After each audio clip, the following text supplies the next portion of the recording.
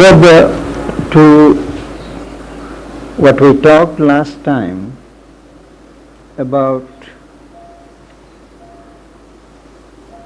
attachments,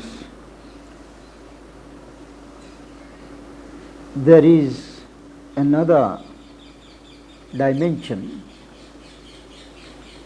to the subject which, as sadhaks of this yoga, we should always keep in mind, and which perhaps I did not emphasize sufficiently, and that is regarding what Mother would call spiritual attachments, material attachments, vital attachments. They are gross enough for us to recognize and be warned against. But there are spiritual attachments. By our samskaras, traditional upbringing, we have certain fixed, what are called inbuilt notions of what is spiritual, what is unspiritual, and so on.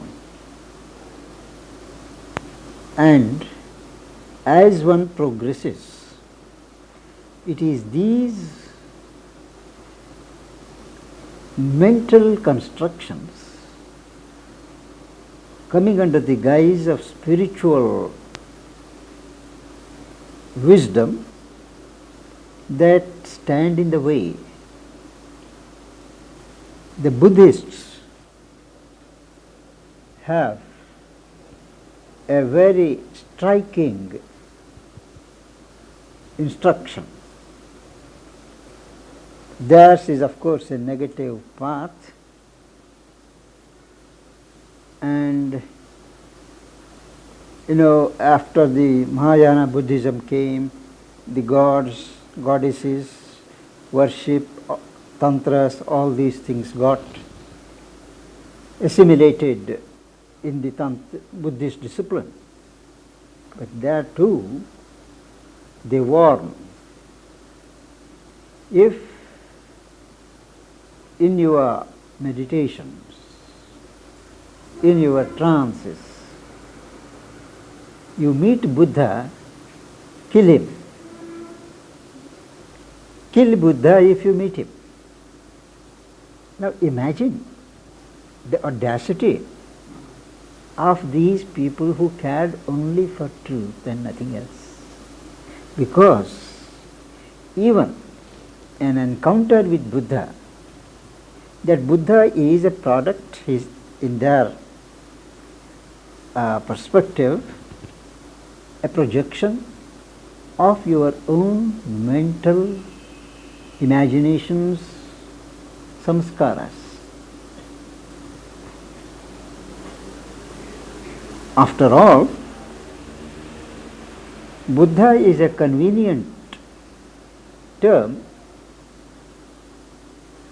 to symbolize certain truths of existence, a state of consciousness. Now, if you see the figure, it means you are still in the land of forms. The reality, they say, is beyond forms. When I came across this passage years ago, I was reminded of Sri Ramana Maharshi's saying that even if the Trimurtis of the Indian pantheon, Brahma, Vishnu and Maheshwara, if they were to give him darshan, he would fold his hands and request them not to give darshan to him anymore. Because for him it is the self Atman. That alone matters. Everything else, whatever the time-honored custom regards as highest, it doesn't matter. Keeping these things in mind, we should never be overwhelmed and become prisoners of any experience. Mother narrates innumerable instances how certain experiences which settled in her and she felt them to be very high experiences,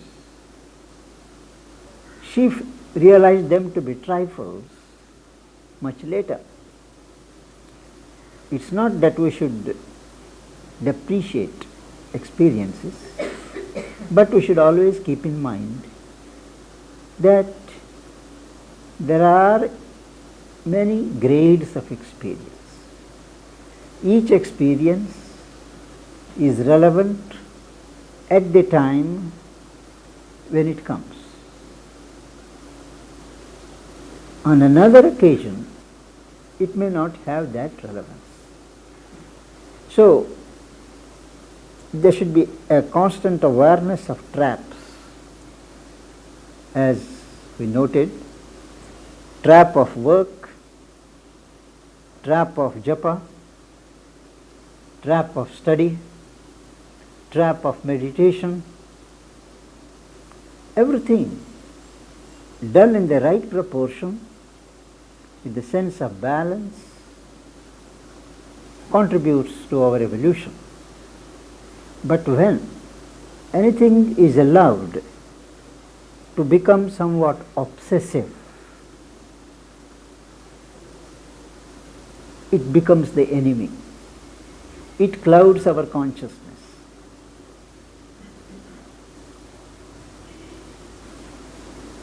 All these are steps.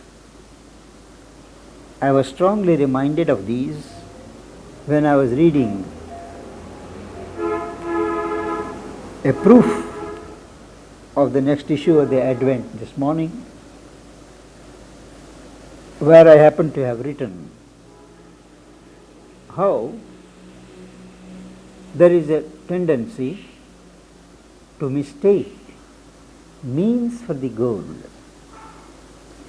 And there is a famous Zen saying, the Zens, that the finger with which you point to the moon is not the moon.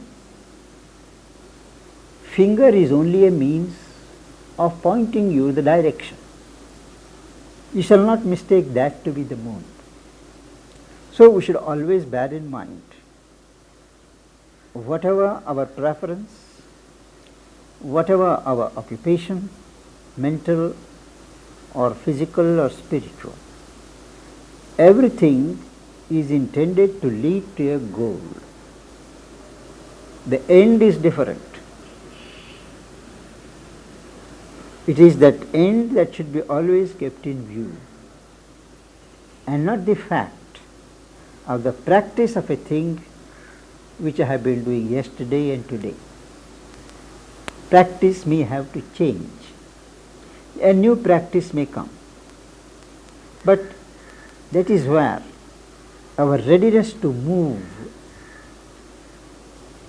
a dynamic situation of yoga, that has to be constantly kept in mind. Most of our traditional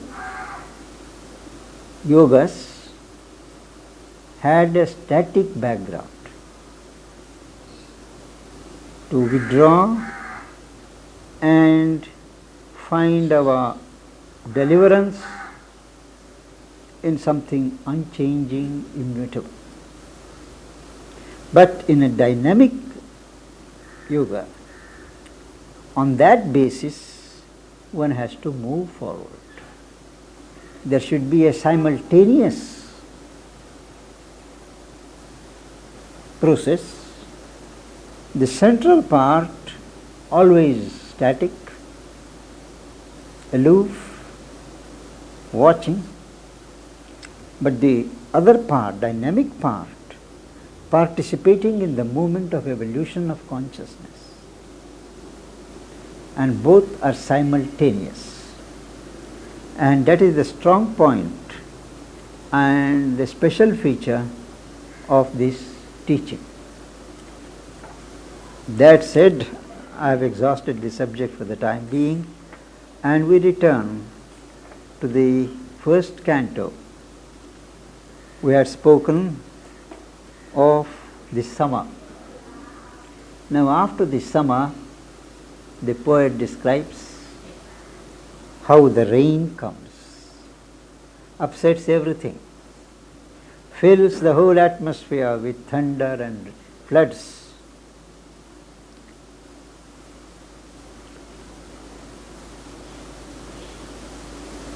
Here, next, through the fiery swoon or clotted knot, rain tide burst in upon torn wings of heat. When summer was at its height, and there was as if a swoon of heat, fiery swoon or clotted knot. Something had got clotted which can't be easily resolved due to this heat. A rain tide, the tide of rain, burst in upon torn wings of heat. It is coming, the wave is coming on the wings of heat, and their wings are torn because rainwater has made inroads and is bursting through the barriers of heat. Startled with lightnings, air's unquiet drowse. Till this moment, the air was in a state of drowse, half sleep, due to the spell of heat. Unquiet, agitated, because though it was a semi-state of sleep, the approaching monsoon, the approaching rain had led to certain agitation, and this air is startled with lightnings. Wherever you look, there are lightnings in the sky, and all the peace, all the sleepy condition is startled. Lashed with life-giving streams, the torpid soil, the hot soil of earth is lashed like as with a whip with life-giving streams of rain, water, which give life to the plants, which give life to the animals, which give life to the creatures. Overcast with flare and sound and storm-winged dark, the whole atmosphere is overcast with flare. When the lightnings appear, there is streaks of flame and sound, the thunder, and storm-winged dark and darkness. The light of the sun is eclipsed, and as if it is coming on the wings of storm, darkness. The star-defended doors of heaven's dim sleep. This overcast, the rain tide overcast, heaven's dim sleep, and the doors of heaven are studded, defended with stars. So all that sky above, which is the gate to the heavens, is overcast with flare and sound. Or from the gold eye of her paramour, this imagery is the earth is the woman and the sun is her lover. So his eye is the eye of gold, sunlight, and he is watching the earth woman from above. Now this rain tide comes and cuts across that vision. Or from the gold eye of her paramour, covered with packed cloud veils, the earth's brown face. The sun is regarding the brown face of earth below. Now, this sky, intervening region, is covered with packed, tight cloud veils. Each cloud acts as a curtain, as a veil, intervening between the sun and the earth. Armies of revolution crossed the time field. Clouds, thunders, they are all going to bring about a change. They just go on sailing in the sky. So he says, time field, this is a field governed by time. Armies of revolution crossed the time field. It is as if it has been invaded by an army, and the whole thing is being now worked out. You will see. Armies of revolution crossed the time field. The soldiers are the water-filled clouds. Their guns are the flares of the lightnings. The clouds' unending march besieged the world. The armies of the clouds surrounded and occupied the world. Tempest pronunciamentos claimed the sky. Pronunciamento is a proclamation issued by the revolutionaries. Whenever there is a revolution, they issue their objectives, their ideals. They are called pronunciamentos. Now each tempest with that fury of sound, that is a pronunciamento, they claimed the sky, they filled the sky with these declarations. And thunder drums announced the embattled gods.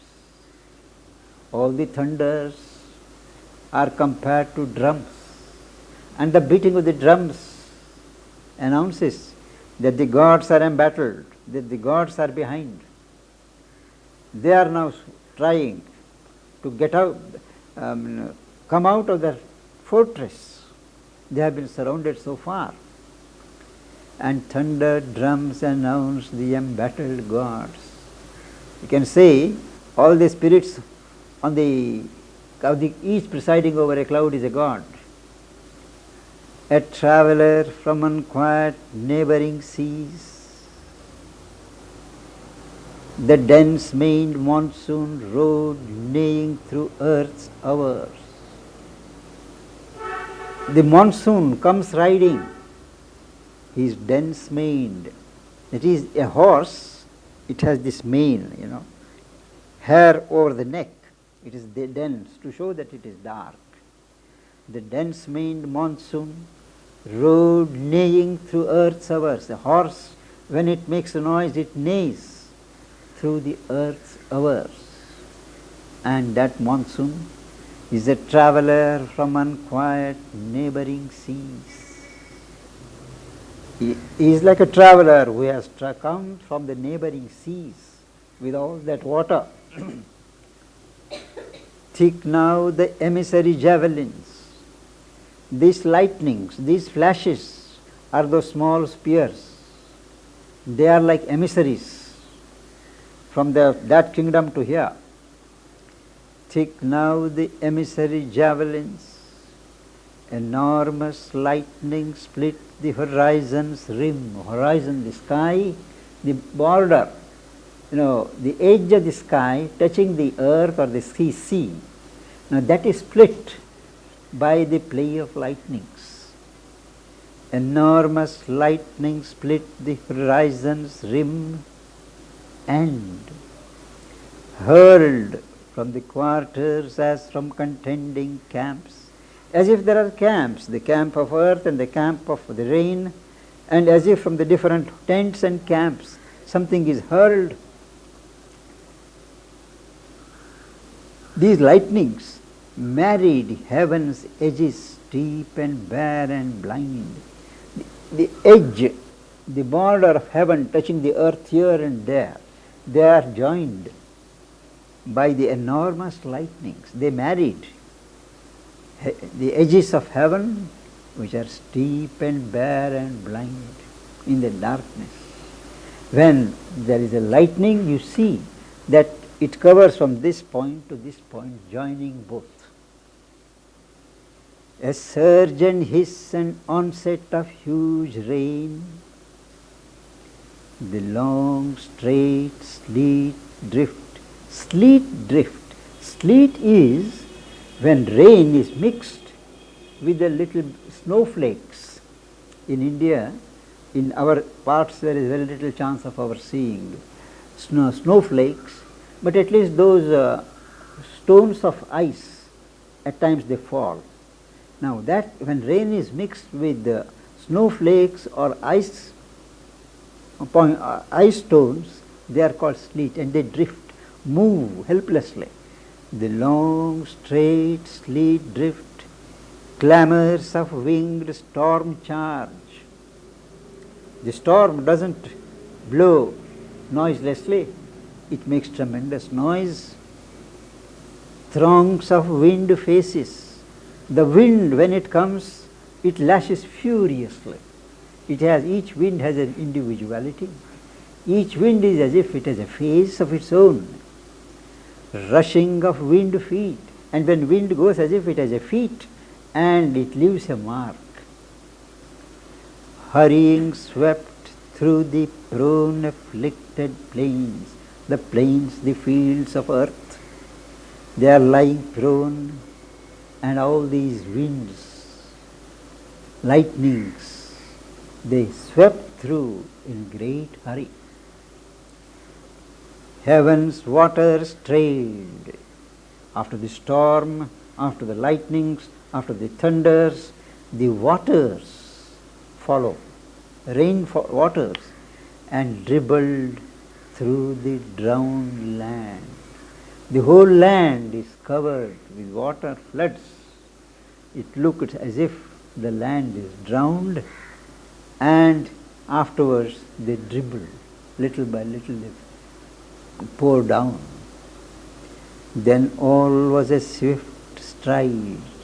After this huge downpour, then all was a swift stride, a sibilant race, sibilant, hissing, something hissing noise following, that is the winds, when the waters are less, or either there was a fast movement and a hissing sound, or all was tempest, shout and waters fall. Either it was a hissing spell, or it was the shout of a tempest and the fall of the waters. A dimness sagged on the grey floor of day. Day, the daytime, on the grey floor of that day, a dimness, something, not bright, sagged, as if the dimness is settling down. Its dingy, sprawling length joined morning to eve, morn to eve. From morn to eve, that time is joined by that dimness, sprawling, spreading itself, dingy, depressing. Wallowing in sludge and shower, it reached the black, dark. Wallowing, sludge is wet mud. This dimness, wallowing, it is not able to go out, go forward. It is just settling down, enjoying it as it were, wallowing in sludge, playing about in sludge and shower from above. It reached black, dark, that is from morning. It has been spreading and spreading till night arrives, and there is a dark, black darkness. Day a half darkness wore as its dull dress. Complete darkness comes at night. But what about the day? The day wears half darkness as its dull dress. Certainly half darkness can't be a bright dress. It is a dull, dim dress of dim hue. Light looked into dawn's tarnished glass. The light that is trying to break in the morning, it looked into the stained glass of the dawn mirror and met its own face there. There is nothing else. Light sees its own face, twin to a half-lit night, and light is surprised to find that its face is twin, comparable to half-lit night's light. That is, the light is not full at all. It is a dim light. Downpour and drip and seeping mist swayed all. Above all, there is a mist. Downpour of water, dripping of the raindrops, and seeping mist, gently creeping, entering everywhere. That mist swayed all, covered and moved everything, and turned dry soil, the dry soil of the earth, which was the result of the sun of the summer, is now turned into bog. Bog means a wet area of marshy ground where if you put your leg it is difficult to take out. You get stuck. And reeking mud. Mud is emitting a smell, a kind of odor which is not very pleasant. Earth was a quagmire, heaven a dismal block. Quagmire is the same as what we said, the bog. It is a little deeper, a little larger, where if you once get caught, you can only move round and round, you can't go out.